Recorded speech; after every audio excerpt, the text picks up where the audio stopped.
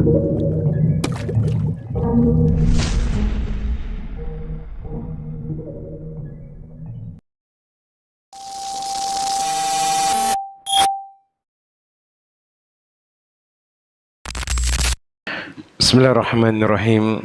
Assalamualaikum warahmatullahi wabarakatuh. Alhamdulillahilladzi bi ni'matihi tatimmu shalihat. Segala puja dan puji syukur senantiasa kita ucapkan kepada Allahu Rabbul Alamin, yang mana dengan nikmat yang diberikan oleh Allahu Jalla Jalaluh maka sempurnalah kebaikan-kebaikan.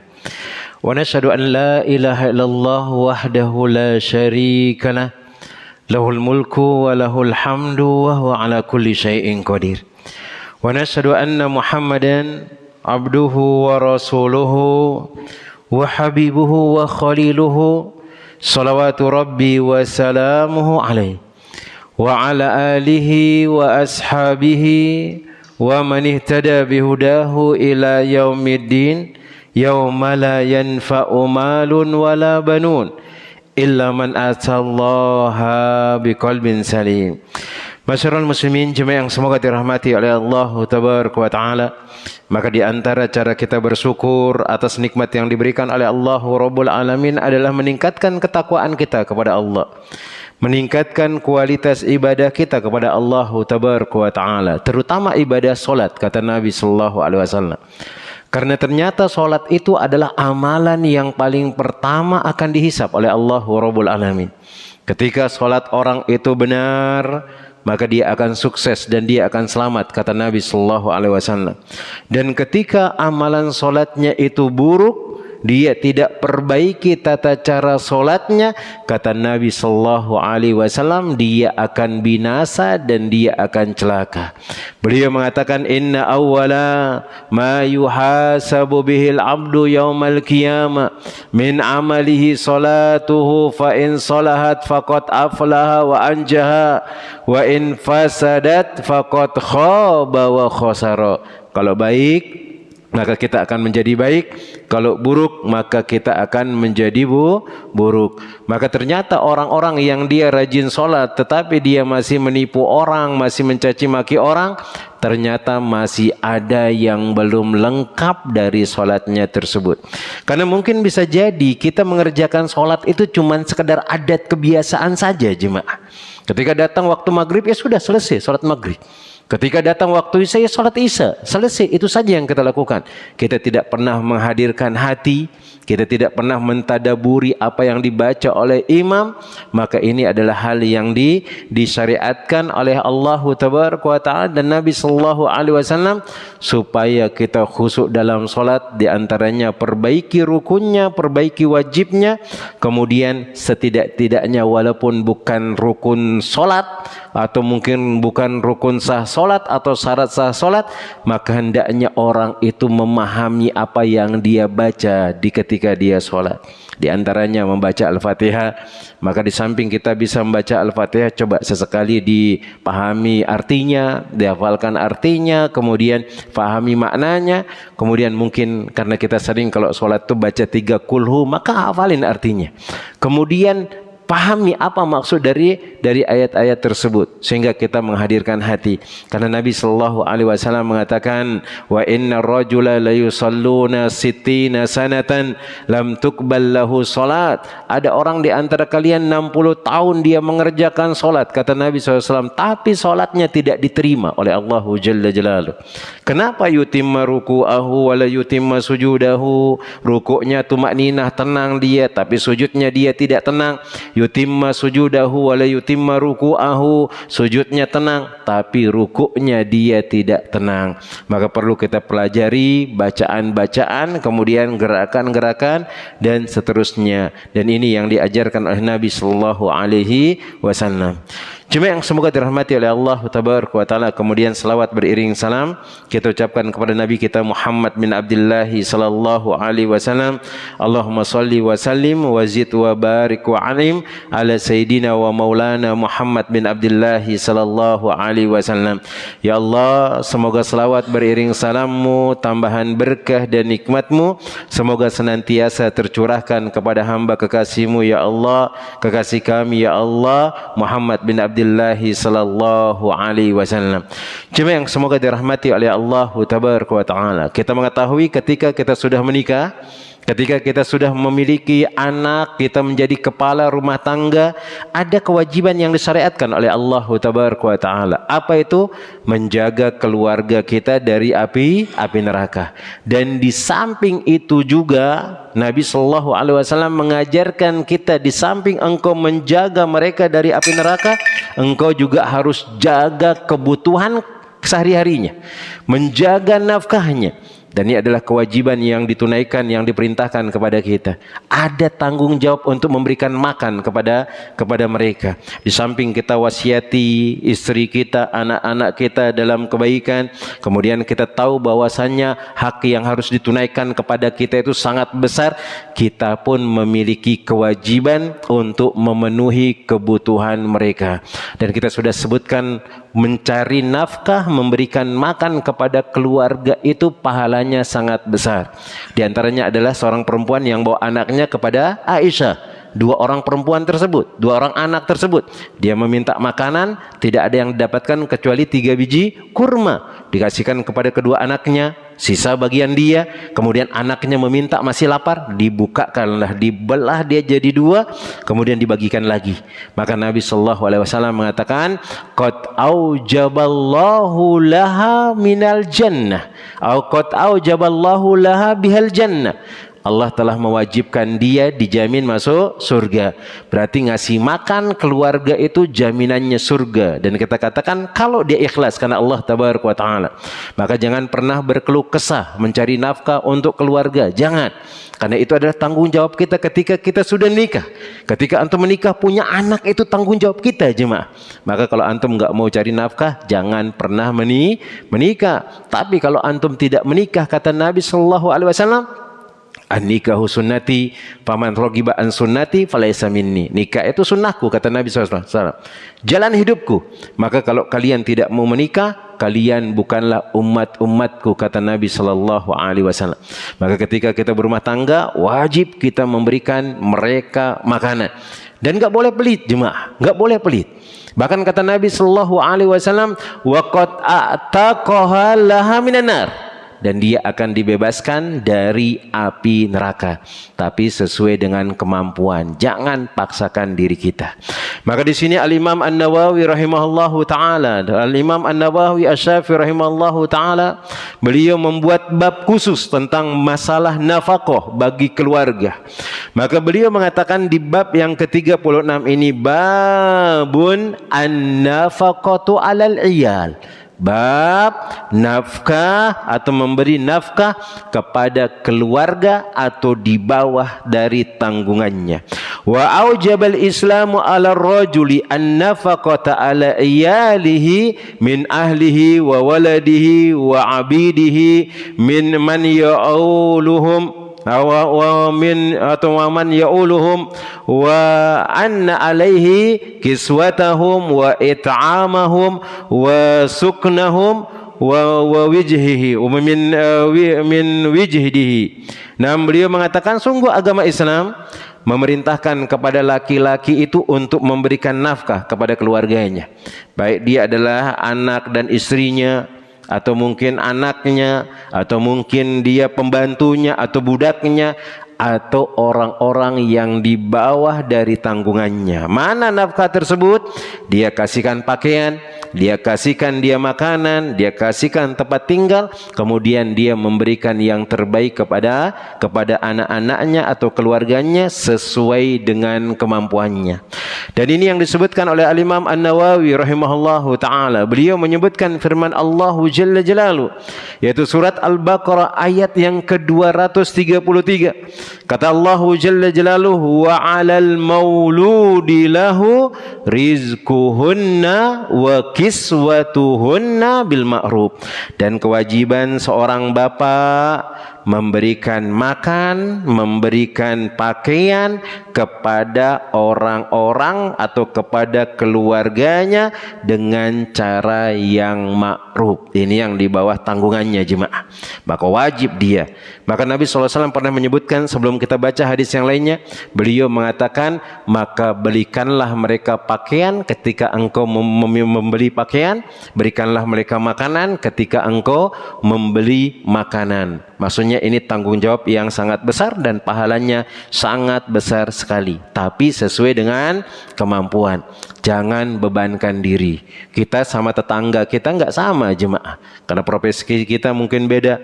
Dia bekerja di perusahaan, tapi kita jadi tukang beca. Ya jangan samakan kita dengan tetangga. Antum jangan paksakan diri antum. Karena kalau kita memaksakan diri kita dalam segala hal, maka kita akan merasa susah.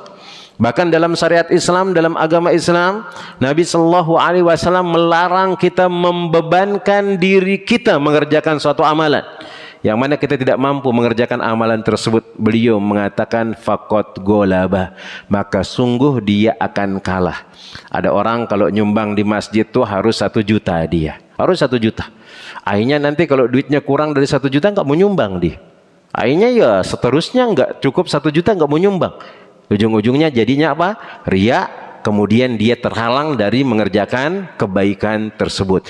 Maka jangan memaksakan diri. Jangan memaksakan diri.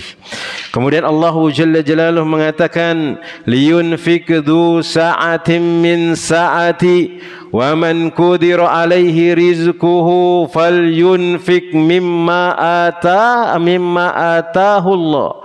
La yukallifullahu nafsan illa ma ataha.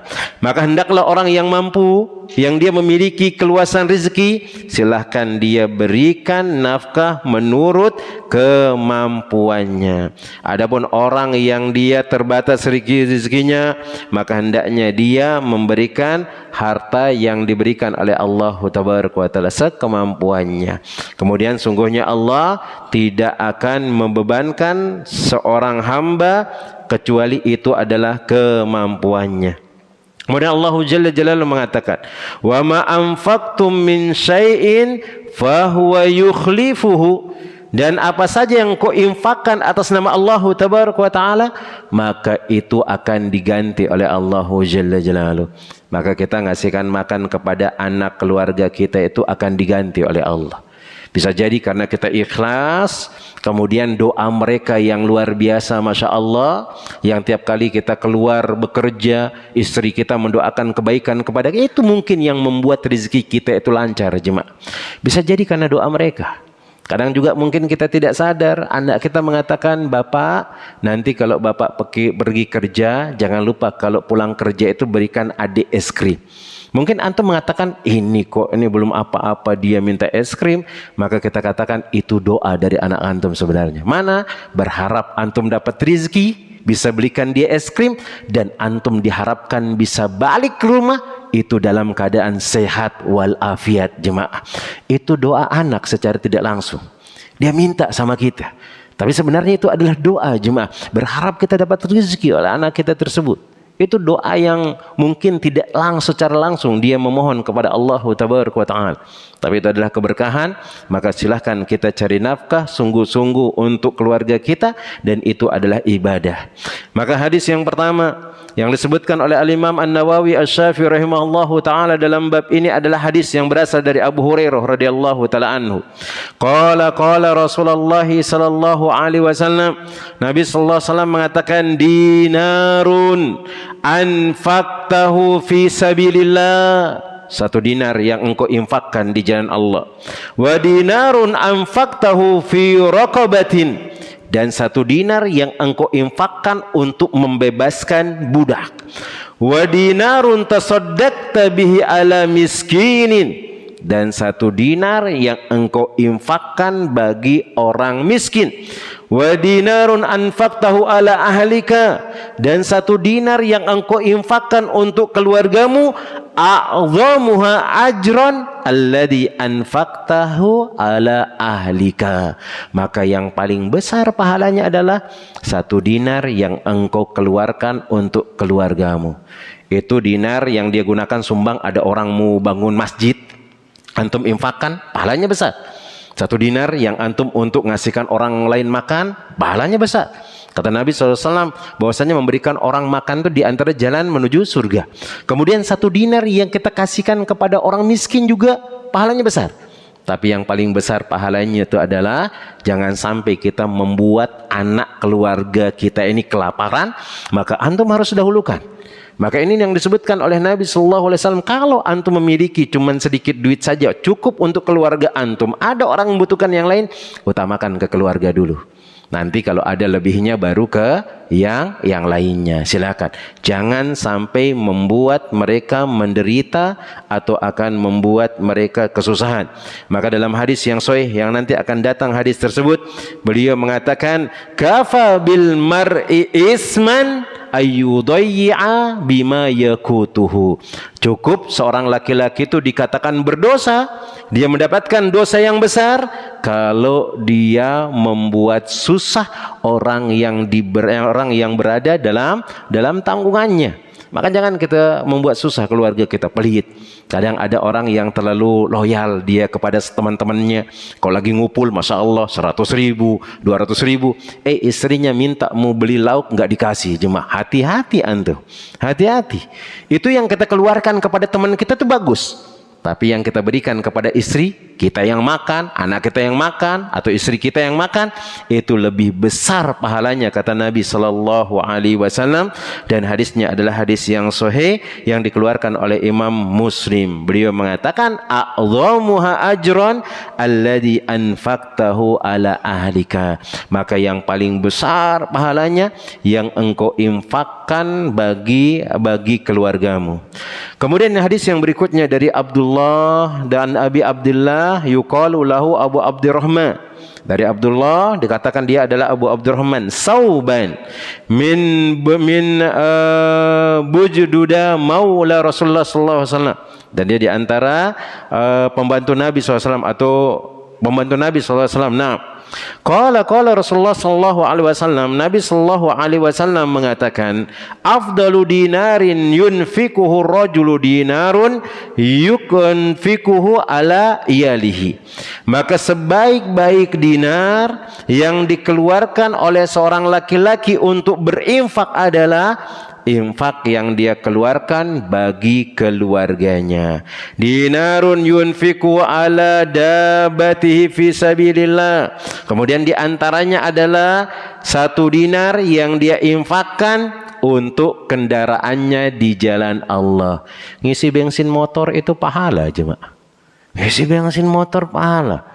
Bensin motor antum gunakan untuk cari nafkah, jemaah. Wasilah. Maka antum isi, jaga motor itu jangan sampai rusak. Antum gunakan untuk datang ke masjid, antum gunakan untuk bantu orang lain, cari nafkah dan seterusnya. Kata Nabi sallallahu alaihi wasallam, 1 dinar yang antum infakkan ala dabatihi, bagi kendaraan engkau. Kalau dulu kan orang pakai onta, jemaah. Dia pakai kuda, itu dikasih makan 1 dinar tersebut. Fi sabilillah, di jalan Allah. Dan di jalan Allah itu banyak. Kita gunakan datang ke masjid itu di jalan Allah.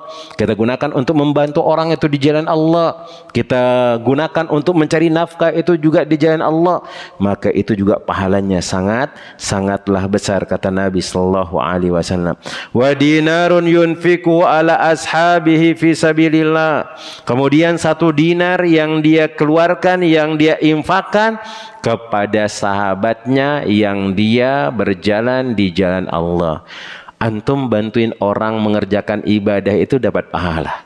Misal antum ada motor, nggak ada yang antum gunakan, antum lihat ada orang rajin datang ke masjid jauh rumahnya, antum kasihkan dia motor tersebut. Maka yang antum infakkan kemudian dia gunakan dalam ketaatan, Sama pahala yang kita dapatkan. Kata Nabi SAW tentang masalah puasa. Beliau mengatakan, man aftara shaiman kana lahu ajri ka ajri shaim. Barang siapa yang memberikan buka puasa kepada orang yang berpuasa. Antum kasihkan dia buka puasa, walaupun hanya satu gelas air itu diberikan dia, kemudian antum kasihkan gorengan satu saja, dia pakai untuk berbuka puasa. Kata Nabi SAW, pahala kita sama seperti pahala mereka, tanpa mengurangi pahalanya sedikit pun, jemaah, tanpa mengurangi pahalanya sedikit pun. Ini di antara keutamaan membantu orang lain. Tapi ingat, bantu keluarga dulu, kemudian gunakan yang berikutnya, kemudian yang berikutnya. Nah, kemudian berikutnya jemaah yang semoga dirahmati oleh Allah Jalla Jalaluh. Al-Imam An-Nawawi Asy-Syafi'i rahimallahu taala, beliau mengatakan, wa an Ummi Salamah radhiyallahu taala anha, dari Ummu Salamah semoga Allah meridhoinya. Qalat, beliau mengatakan, ya Rasulullah, wahai Rasulullah sallallahu alaihi wasallam, hal li ajrun fi bani Abi Salamah an anfaqa alaihim. Wahai Rasulullah, apakah aku dapat pahala ya Rasulullah untuk memberikan makan kepada anaknya Abu Salamah? Karena sebelumnya Ummu Salamah ini nikah dengan Abu Salamah. Karena Abu Salamah meninggal dunia, kemudian dia berdoa mengatakan, Allahumma hjurli fi musibati wa khlufli khairan minha. Ya Allah, berikanlah pahala dari musibahku, suamiku meninggal dunia ya Allah, kemudian gantikanlah dia dengan yang terbaik. Akhirnya setelah selesai masa iddah, dia dinikahi oleh Nabi sallallahu alaihi wasallam. Nah, sekarang sudah berkeluarga dengan Nabi sallallahu alaihi wasallam. Dia bertanya, ya Rasulullah, aku punya anak dari Abu Salamah ya Rasulullah. Kalau misalnya engkau ngasihkan aku duit ya Rasulullah, jadi hak milikku duit tersebut, kemudian aku kasihkan makan anak-anaknya Abu Salamah. Anakku aku kasih makan yang dari Abu Salamah tersebut ya Rasulullah, apakah aku dapat pahala ya Rasulullah? Maka beliau mengatakan, walastu bitarikihim hada wa hada innama huwa baniya. Dan aku tidak meninggalkan mereka ya Rasulullah. Dan memang harus seperti itu jemaah. Ketika ada mungkin orang ini bercerai dengan istrinya, maka anak itu antum harus jaga. Dan ini yang dilakukan oleh Ummu Salamah. Iya, mau dia jadi ibunya, mau dia jadi bapaknya, harus tetap jaga. Kebanyakan tapi kita lihat kalau laki-laki khususnya jemaah, tapi bukan yang beriman, biasanya yang di kampung-kampung antum lihat. Kalau dia sudah menikah, punya anak, kemudian cerai, biasanya anak itu akan ikut ibunya, biasanya akan ikut ibunya. Ini kadang-kadang bapaknya nggak peduli sama anaknya, nggak peduli, nggak keurus sama sekali. Ada di antara keluarga di rumah ada seperti itu, nggak ada yang ngurus sama sekali jemaah. Akhirnya dia dititipkan ke neneknya, ke ibunya pun pergi ke luar negeri untuk cari nafkah, dititip ke neneknya. Suaminya atau bapaknya nggak pernah ngurus sama sekali jemaah. Maka ini nggak boleh, hukumnya haram. Tetap kita harus urus dia. Seorang ibu walaupun dia sudah cerai dengan laki-laki tersebut, tetap dia perhatikan juga anaknya. Tapi jangan sampai mengurangi ketaatannya kepada suaminya yang baru. Tetap dia taat. Tapi sembari dia sampaikan kepada suaminya, dan suami yang baru ini kalau punya anak tiri itu berbuat baik juga kepada anak tirinya. Jangan sampai, oh dia bukan anak saya, berbuat baik. Iya, itu bukan tanggung jawab kita jemaah. Antum kalau punya anak tiri, nggak ada kewajiban antum memberikan dia nafkah jemaah. Karena kan bukan anak antum sejatinya. Nah, kalau dilihat dari sisi keturunan, kita nggak ada hubungan. Cuman kita diperintahkan untuk merawat mereka karena ibunya sama kita. Kita rawat mereka sekemampuan kita. Kita berikan nafkah kepada istri kita. Kemudian silakan dia untuk memberikan anaknya, tafadhol. Kemudian kita yang jadi suami ketika sudah bercerai atau mungkin istri kita meninggal dunia, rawat anak itu sampai dia besar. Dan itu yang dikatakan oleh Ummu Salamah. Ya Rasulullah, Abu Salamah sudah meninggal dunia ya Rasulullah. Sekarang aku sudah menikah dengan engkau ya Rasulullah. Ini anak-anak Abu Salamah ini aku tidak tinggalkan mereka ya Rasulullah. Aku enggak tinggalkan dia ya Rasulullah. Aku enggak tinggalkan ini, tinggalkan ini. Dia anakku ya Rasulullah. Apakah kalau aku berikan dia makan aku dapat pahala? Maka Nabi sallallahu alaihi wasallam mengatakan, "Na'am, iya. Engkau dapat pahala, laki ajru ma anfaqta anfaqti alaihim, engkau mendapatkan pahala apa yang engkau infakkan untuk mereka. Memberikan nafkah kepada anak itu pahala, jemaah. Sebagaimana yang kita sebutkan tadi di awal-awal, Nabi SAW mengatakan, qad aujabalaha bihal jannah. Dia diwajibkan pasti masuk surga. Tapi antum ikhlas. Jangan sampai kita ini sebagai kepala rumah tangga ini kadang-kadang menganggap anak dan istri dan anak kita ini beban. La, jemaah. Mereka bukan beban. Mereka kewajiban bagi kita. Maka jangan sampai kita menganggap kalau kita sudah nikah ini, oh selesai, sudah masalah, ya sudah. Enggak. Ada tanggung jawab yang sangat besar di sana. Kasihkan dia nafkah, didik mereka supaya mereka jangan masuk ke dalam surga Allah, ajari mereka kebaikan, karena nanti itu akan terus mengalir sampai kita dibangkitkan oleh Allah Tabaraka wa Ta'ala pahalanya. Nah, maka memberikan makan anak itu adalah pahala. Bahkan walaupun antum adalah mungkin bapak sambungnya, memberikan mereka makan adalah pahala. Sebagaimana hadis yang sudah lalu kita sebutkan, 4 hal yang akan masukkan ke dalam surga Allah Tabaraka wa Ta'ala. Di antaranya adalah afsus salam bainakum, tebarkan salam di antara kalian. Wa at'imu ta'am, kasih orang makan. Karena yang dikasih makan keluarga, anak, mungkin anak sambung, kemudian orang tua kita, orang miskin, itu wa'atimu ta'am. Wasilur arham, kemudian menyambung silaturahmi. Wasallu billaili wan nasu niyam, salat tengah malam ketika orang-orang tidur. Nabi SAW mengatakan, tadkhulul jannata bisalam, engkau dijamin masuk surga dalam keadaan selamat. Maka ayo kita pejuang-pejuang nafkah, jangan merasa kendor, jangan merasa putus asa untuk mencari nafkah untuk keluarga kita. Surga menunggu kita, jemaah. Kemudian yang berikutnya disebutkan dari Sa'ad bin Abi Waqqas radhiyallahu taala anhu fi hadisihi at-tawil, dalam hadis beliau yang sangat panjang, alladzi qadamnahu, yang mana sudah lalu hadis tersebut. Awal kitabin fi babin niyah, yaitu di awal dari kitab bab niyah, yang mana yang dia salah infak, jemaah. Yang dia datang ke masjid ngimfak dia, kemudian ternyata anaknya yang dapat dari infak tersebut. Ya, maka sesuai dengan niatnya. Innaka lan tunfiqu nafaqatan tabtagi biha wajhallah illa ujirta biha atta ma taj'alu fi imra'atika, muttafaqun alaih.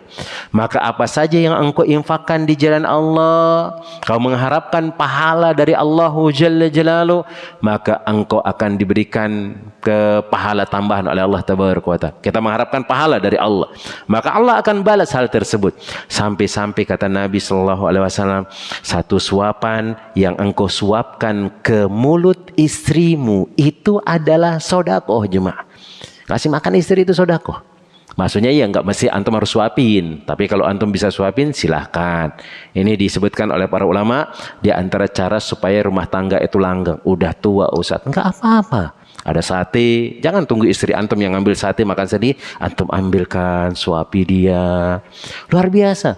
Walaupun sudah tua istri tersebut, kalau antum perlakukan seperti itu, senangnya luar biasa, jemaah. Senang dia. Maka tua itu harus tambah romantis. Jangan tua tambah nggak romantis. Malu kita sama tetangga. Kenapa antum malu berpegang tangan di jalan? Itu adalah istri kita. Kenapa kita malu? Itu bahkan pahala, jemaah. Pahala. Jangan merasa canggung kemudian dan yang lainnya. Maka cari cara supaya tetap romantis dengan istri. Sampai-sampai satu suapan yang kita suapkan. Nah, ini juga diantar sunnah Nabi, jemaah. Suapin istri, jemaah. Suapin sih. Kadang-kadang kita juga sering disuapin. Kayaknya yang sering disuapin itu suami deh, jemaah. Suami itu jarang nyuapin istrinya. Biasanya yang agak manja itu adalah laki-laki. Dan itu ana rasakan juga, jemaah. Kayaknya nyuapi istri itu kayaknya beberapa kali saja. Tapi kalau kita disuapi itu sering sekali sama istri. Karena memang seperti itu. Ini diantara romantis. Kemudian nanti kalau selesai makan, kata Nabi SAW, jangan langsung dicuci tangan. Dan dia antar sunnah, hatta yal'aqoha au yuli'ikoha. Hadis yang sahih. Sampai tangan engkau jilat atau dijilati. Biasanya nanti istri yang jilat tangan kita, atau mungkin kita yang jilat tangan istri. Ini sunnah, jemaah. Mungkin kita merasa jijik, tapi di sana ada keberkahan. Di sana ada sunnah Nabi Sallallahu Alaihi Wasallam. Kemudian jemaah yang semoga dirahmati oleh Allah Tabaraka wa Ta'ala, hadis yang berikutnya Maka beliau mengatakan di sini, wa an Abi Mas'udin Al-Badri radhiyallahu taala anhu anin Nabi sallallahu alaihi wasallam, idza anfaqa rajulu ala ahlihi nafaqatan yahtasibuha fa fahiya lahu sadaqatun. Maka jikalau ada seorang laki-laki yang dia memberikan nafkah kepada keluarganya dan dia mengharapkan pahala, maka Allah akan balas perbuatan tersebut, dibalas. Maka jangan merasa berat. Ingat, sodako itu akan dibalas oleh Allah Tabaraka wa Ta'ala. Terutama kepada keluarga. Kepada orang lain kan sudah disebutkan. Sesungguhnya sodako itu tidak mengurangi harta kita, tapi akan menambah harta tersebut. Keberkahannya atau jumlahnya. Apalagi kalau dia khusus istri kita yang kita kasih, orang-orang tersayang yang kita kasih. Nah, kemudian yang berikutnya disebutkan dari Abdullah bin Amr bin As radhiyallahu taala anhuma. Qala Rasulullah sallallahu alaihi wasallam, Nabi sallallahu alaihi wasallam mengatakan, kafa bil mar'i isman ayyudayya man yakutuhu. Cukuplah seseorang itu dikatakan berdosa ketika dia mempersulit keluarganya, tidak atau menelantarkan keluarganya. Bahkan sekelas dari amalan-amalan sunnah yang kita kerjakan itu nggak boleh kita kerjakan kalau itu menyebabkan keluarga kita itu tidak terurus. Misal antum di masjid sholat sunnah terus, selesai duha sholat sunnah sampai zuhur, tapi anak antum kelaparan di rumah, maka sholat sunnah antum itu tidak berguna. Karena memberikan nafkah kepada istri itu hukumnya adalah apa jemaah? Wajib apa jemaah? Wajib ain, fardu ain jemaah, bukan fardu kifayah. Oh, kalau ada yang ngasih berarti selesai? Nggak ada. Oh, berarti nanti tetangga antum suruh ngurus anak antum, istri antum? Ya nggak boleh. Antum yang harus ngurus dia, kita yang harus ngurus keluarga kita. Hukumnya adalah fardu ain. Sedangkan duduk di masjid, membaca Al-Quran, mengerjakan sholat sunnah, itu sunnah jemaah. Bahkan disebutkan oleh para ulama, berdakwah pun hukumnya adalah fardu kifayah. Kemudian dikatakan ada saudara-saudara kita yang meninggalkan keluarganya pergi berdakwah. Kita katakan itu nggak boleh. Itu nggak boleh. Kalau sampai keluarga kita tindakan dalam keadaan tidak ada bekalnya, kemudian terlantar, ini nggak boleh. Hukumnya haram. Hukumnya haram jemaah. Antum pergi berdakwah, keluar berdakwah keliling kemana-mana, tapi anak istri antum nggak ada yang nanggung dia, nggak ada yang ngasih makan. Kecuali kalau memang orang kaya misalnya, dia ada sudah, kemudian dia mau keluar beribadah, silahkan. Itu nggak jadi masalah. Silakan, itu nggak jadi masalah. Jangan antum tentukan waktu-waktunya. Setiap hari saja sampaikan kebaikan kepada orang lain, silahkan. Tapi kalau sampai membuat anak keluarga kita ini terlantar, hukumnya adalah haram. Kenapa? Dia fardu kifayah, sedangkan memberi nafkah adalah fardu ain. Dan disebutkan oleh para ulama, fa in tazahama adadul masalih yuqaddamul a'la minal masalih. Ini disebutkan oleh Syekh Abdurrahman bin Nasir As-Sa'di. Kalau ada dua kebaikan bertempuran atau bertabrakan, maka yang dipilih itu yang paling utama, yang paling afdol. Di antaranya adalah memberikan nafkah kepada keluarga. Itu hukumnya adalah wajib ain. Dalam hadis yang lain, Nabi SAW mengatakan, kafa bil mar'i isman ayyahbisa amman yamliku kutahu. Maka cukup seorang itu dikatakan berdosa ketika dia menahan, tidak memberikan orang atau tidak memberikan hak orang yang wajib dia berikan makan. Kemudian yang berikutnya jemaah yang semoga dirahmati oleh Allah Tabaraka wa Ta'ala, hadis yang berasal dari Abu Hurairah radhiyallahu taala anhu, anna Nabiy sallallahu alaihi wasallam qala ma min yaumin yusbihul ibadu fihi illa malakani yanzilani. Beliau mengatakan, tidaklah orang itu berada di waktu pagi kecuali ada dua malaikat di sisinya. Tiap pagi itu ada dua malaikat di sisi kita jemaah. Itu dikatakan oleh Nabi SAW. Hadisnya adalah hadis sahih riwayat Bukhari dan Imam Muslim. Kemudian salah satu malaikat itu mengatakan, Allahumma a'ti munfiqan khalafa. Ya Allah, gantikanlah harta orang-orang yang berinfak ya Allah. Ngasih kepada istri itu infak jemaah. Malaikat mendoakan kita, ganti lagi hartanya ya Allah, ganti lagi yang tadi yang keluarkan. Antum ngasihkan orang yang membutuhkan pun seperti itu. Kemudian malaikat yang berikutnya mengatakan, Allahumma a'ti mumsikan talafa. Ya Allah, itu orang-orang yang enggak mau mengeluarkan uang di jalan Engkau ya Allah, buat hartanya itu tidak berguna. Buat hartanya tidak berguna. Akhirnya banyak harta nggak ada gunanya sama sekali, nggak ada keberkahannya. Kemudian tiba-tiba hilang, tiba-tiba habis, nggak ada yang tersisa dari hal tersebut. Kemudian Nabi SAW di sini menyebutkan hadis tentang keutamaan bersodako, keutamaan berinfak kepada keluarga, kemudian orang yang membutuhkan. Nabi SAW mengatakan, al-yadul ulya khairum min yadis sufla. Tangan yang di atas itu lebih utama daripada tangan di bawah, ngasih itu lebih utama. Wabda biman ta'ulu, dan mulailah dari orang yang berada di bawah tanggungan kalian. Maksudnya itu jangan pelit sama keluarga kita jemaah.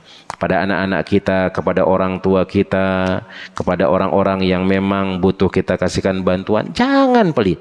Ingat, yang kita keluarkan itu adalah pahala atau simpanan pahala yang akan dibalas oleh Allah Tabaraka wa Ta'ala, dan itu juga yang akan menjadi penyelamat kita kelak pada hari kiamat, akan dibebaskan oleh Allah Tabaraka wa Ta'ala dari api neraka dan dijamin masuk surga. Allah Ta'ala alam shawab. Mungkin ini yang dapat Anda sampaikan, sisanya kita gunakan tanya jawab. Kalau ada pertanyaan, tafadhal, tinggal 7 menit. Nah. Bismillah.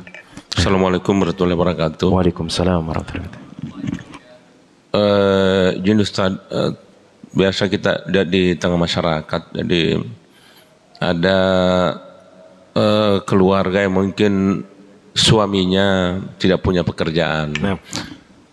Biasa mungkin karena malas cari kerja, sehingga tanggung jawab itu diambil alih oleh istri cari kerja, atau memang karena suami tidak punya kemampuan, mungkin alwani sakit atau bagaimana. Kira-kira yang dua ini Ustaz, bagaimana penjelasannya? Yang tadi karena mungkin malasnya istrinya yang bekerja, dan satu memang karena tidak punya kemampuan dia, karena mungkin sakit. Nah, jemaah di sini ada pertanyaan. Dua orang dalam kondisi yang sama tapi keadaannya berbeda. Ada orang yang dia jadi suami tapi dia lumpuh, nggak bisa bekerja, akhirnya istri yang bekerja. Dan memang istri itu harus jadi partner suami. Karena untuk melakukan semua ketaatan itu kita butuh istri jemaah. Butuh istri. Nabi SAW ketika beliau diberikan wahyu oleh Allah Tabaraka gemetaran, maka istrinya yang membantu suaminya. Begitu juga dengan ketika berdakwah. Nabi SAW menikah dengan Khadijah jemaah. Yang mana Khadijah itu lebih kaya daripada Nabi SAW. Bantuin suami berdakwah, silakan. Apalagi kalau ketika suami itu nggak mampu sama sekali. Tapi bagi suami-suami yang malas, maka malulah engkau. Malu. Karena Allah Tabaraka wa Ta'ala mengatakan ar-rijalu qawwamuna 'alan nisa. Laki-laki itu lebih kuat daripada perempuan. Lebih kuat daripada perempuan. Kemudian kita mengharapkan istri kita, suatu hari nanti mereka akan memberontak jemaah. Karena hati perempuan itu lemah, nggak sama dengan kita. Kalau kita kan laki-laki mikirnya pakai kepala, tapi kalau perempuan tuh mikirnya pakai hati dia. Kalau sudah benci, kalau sudah nggak senang, nggak demen lagi dia sama kita, mungkin kita akan ditendang. Dan kita nggak ada kekuasaan sama sekali karena dia yang menguasai semuanya. Akhirnya kepemimpinan kita diambil alih oleh mereka. Dan kita harus malu. Dan antum juga kalau mencari mantu itu, cari yang memang mau bekerja, yang terus bekerja, walaupun mungkin nggak ada pekerjaan tetap dia, tapi yang tetap bekerja, yang dia tanggung jawab jemaah. Jangan antum cari yang kaya karena suatu hari nanti kaya boleh, silakan kaya boleh, tetapi yang bertanggung jawab. Jangan cuma mengandalkan harta saja dia. Suatu ketika nanti ada musibah habis semuanya, kemudian dia cuman berpatokan dengan hartanya, kemudian hartanya hilang semuanya, kemudian dia mengeluh dan seterusnya. Kita katakan kepada suami-suami yang malas, tobatlah kalian. Tobat jemaah, tobat. Karena kewajiban mencari nafkah itu adalah suami, bukan istri jemaah. Suami yang ada kewajiban. Maka bagaimana kita bisa membawa mereka ke dalam surga kalau kita bermalas-malasan dengan kewajiban cari dunia saja malas kita, apalagi untuk mengajak mereka dari akhirat. Kalau dunia saja mereka malas, wallahi akhirat juga mereka malas. Malas, jangan bias. Antum kalau lihat ada orang yang nggak mau bekerja, malas-malasan dia, akhiratnya kocar-kacir. Anak istrinya nggak diperhatikan, ibadah sholatnya semuanya nggak diperhatikan. Maka kelak pada hari kiamat itu akan diminta pertanggungjawabannya oleh Allah Tabaraka wa Ta'ala. Dan ya walaupun memang hukumannya di akhirat, setidak-tidaknya malulah kita. Kita katakan malulah sama masyarakat seperti itu. Itu jadi motivasi kita. Itu jadi motivasi kita, walaupun mungkin ya nggak riak juga si jemaah, orang yang bertanggung jawab kepada istrinya nanti supaya dipuji, itu adalah kebaikan yang disegerakan oleh Allah. Yang penting kita jangan ujub, maka malulah kita menjadi seorang laki-laki tapi kita tidak bertanggung jawab untuk keluarga kita. Dan jelas itu adalah dosa besar jemaah. Antum kalau nggak mampu memberikan nafkah kepada anak orang, nggak usah nikah. Jangan. Tapi ingat, Allah Tabaraka wa Ta'ala pasti akan memberikan jalan keluar ketika kita berusaha. Maka kalau nyari menantu itu jemaah, kata Nabi SAW, yang pertama bagus agamanya, yang kedua bagus akhlaknya. Ini dia intinya. Ustaz, kenapa nggak kaya? Kaya itu gampang. Ketika dia memiliki agama, dia tahu tanggung jawab jemaah. Dia tahu tanggung jawab. Oh, anaknya ini harus saya akan berikan makan. Bagaimanapun caranya, yang penting itu adalah halal. Maka antum akan mendapati orang itu semuanya dikerjakan. Yang penting dia halal. Karena dia bertanggung jawab. Tapi kalau antum cari hartanya saja, agamanya tidak benar, dia nggak bisa didik anak kita aja. Kedua, cari yang adabnya bagus. Karena kalau adabnya bagus, nggak mudah tangannya ini melayang ke muka anak kita aja. Kita didik anak kita nggak pernah kita gampar anak kita. Tidak pernah kita pukul anak kita. Tiba-tiba nikah dengan si kaya misalnya ini yang adabnya nggak karuan, ditampar anak kita, dipukul. Tapi kalau antum memiliki calon mantu yang adabnya bagus, dia tidak akan pernah main tangan. Yang memiliki agama yang bagus, dia akan bertanggung jawab. Tapi tidak mengandung kemungkinan cari yang punya kerjaan juga. Karena Nabi SAW mengatakan, orang itu dinikahi 4 kriterianya. Dia ganteng, dia kaya, dia adabnya bagus, agamanya bagus. Kalau memang ada seperti itu, bismillah. Jangan antum fokuskan dua ini untuk tambahan lebihnya ini. Kalau memang ada mungkin yang datang ngelamar, oh ini lebih bagus agamanya, ambil dia. Kalau pekerjaannya sama dan seterusnya. Harta jelas. Emang itu dianjurkan oleh Nabi SAW. Karena kalau dengan harta itu kita bisa aman beribadah jemaah. Cuman kalau dia punya harta saja tapi dia tidak kenal Allah, sama aja bohong jemaah. Nah, intinya sebenarnya dua itu, agama sama akhlak. Karena dia akan bertanggung jawab, dia tidak akan menyanyiakan anak kita. Nah, Allah Ta'ala bisawab. Maka orang yang enggak mau bekerja itu adalah orang yang dihinakan oleh Allah Rabbul Alamin. Nah, mungkin ada yang lain?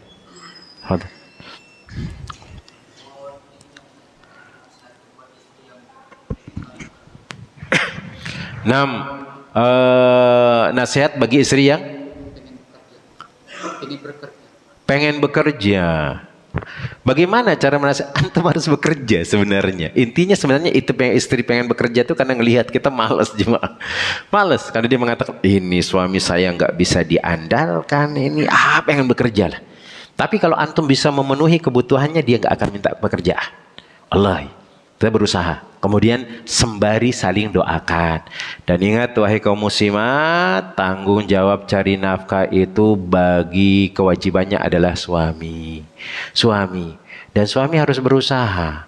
Jangan mengandalkan istrinya. Dan seandainya kalau istri itu mau bekerja, boleh. Dengan syarat jangan sampai campur baur. Karena kalau mereka campur baur, kita yang stres jemaah. Gak senang sama kita, ada teman curhatnya, bapak-bapak di sebelahnya. Curhat, awalnya curhat masalah keluarga. Lama-lama curhat itu curi hati juga dia jemaah. Nah, kecantol sama dia, kita yang stres. Antum yang stres. Kita yang stres yang memiliki istri. Karena dia sudah tertarik, orang ini perhatian dia. Padahal kita subhanallah perhatian kita luar biasa.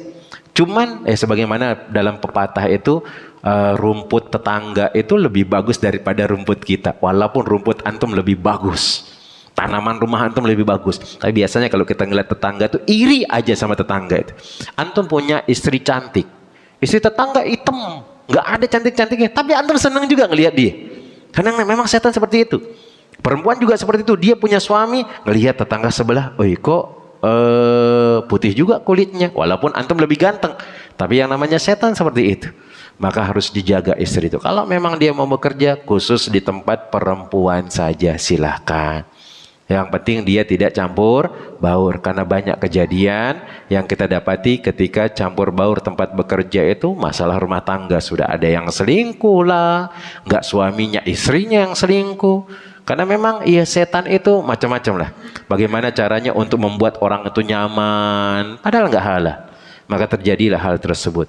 Dan ingat, seorang istri juga harus banyak mendoakan suaminya. Dan suami juga harus banyak mendoakan istrinya. Saling mendoakan. Ingat, pekerjaan cari nafkah itu adalah tugas suami. Tapi kalau mau dibantu silakan. Contoh, yang sekarang kan kalau mau berusaha atau bekerja itu kan enak. Sekarang yang online. Ada istri kita jualan baju.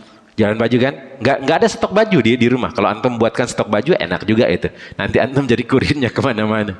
Nah, stok baju tinggal online saja. Itu yang ana yakin yang beli itu pasti ibu-ibu semua. Ada kadang-kadang 1-2 bapak belikan anaknya, belikan istrinya, 1-2 orang saja. Selebihnya ibu-ibu yang belanja. Itu lebih aman karena nggak langsung berinteraksi, langsung kelihatan. Nah, Allah Ta'ala alam. Mungkin terakhir. Nah.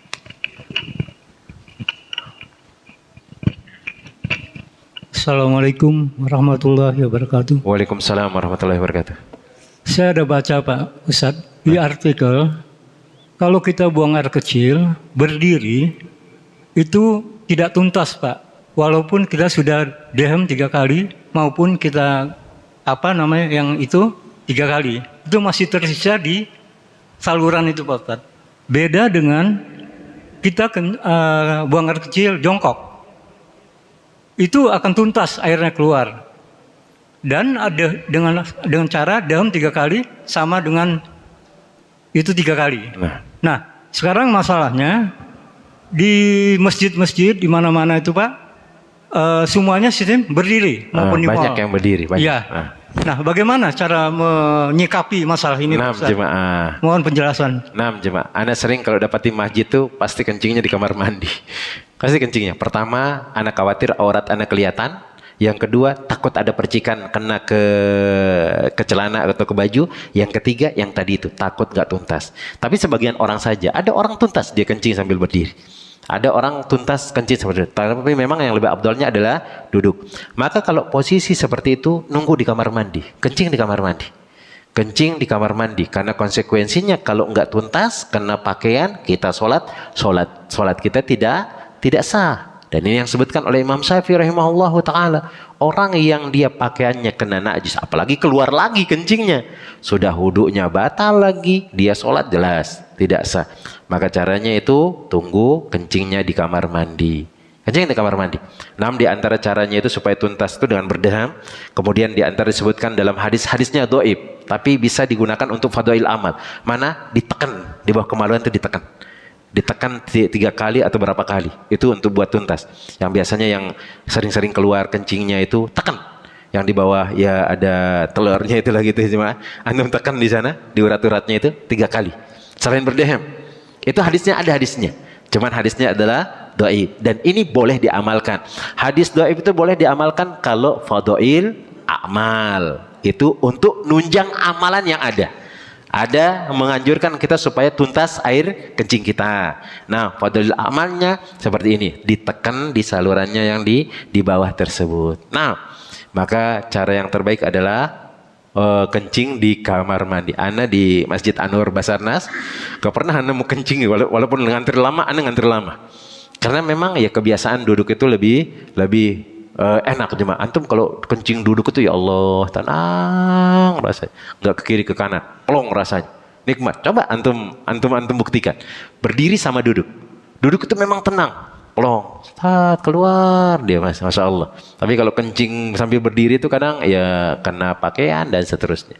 Nah, maka afdolnya nunggu ke kamar mandi. Ini bagi yang memang was-was kalau dia berdiri. Tapi kalau dia memang berdirinya tuntas, maka itu nggak jadi masalah dengan syarat jangan sampai kena percikin air kencing. Karena Nabi SAW pernah kencing dalam kondisi berdiri. Allah Ta'ala dalam shawab. Ini yang dapat Anda sampaikan. Semoga bermanfaat bagi Anda pribadi, kemudian bagi para jemaah. Semoga Allah Tabaraka wa Ta'ala memberikan keberkahan kepada kita, kemudian memudahkan kita untuk terus beribadah, kemudian menjadi pemimpin yang terus menjaga keluarga kita, memberikan nafkah, kemudian dimudahkan urusan dunia kita oleh Allah Tabaraka wa Ta'ala. Amin ya rabbal alamin. Kemudian masukkan kita ke dalam surga. Kita cukupkan dengan doa kafaratul majlis. Subhanakallahumma wa bihamdika asyhadu an la ilaha illa anta astaghfiruka wa atubu ilaik. Assalamualaikum warahmatullahi wabarakatuh.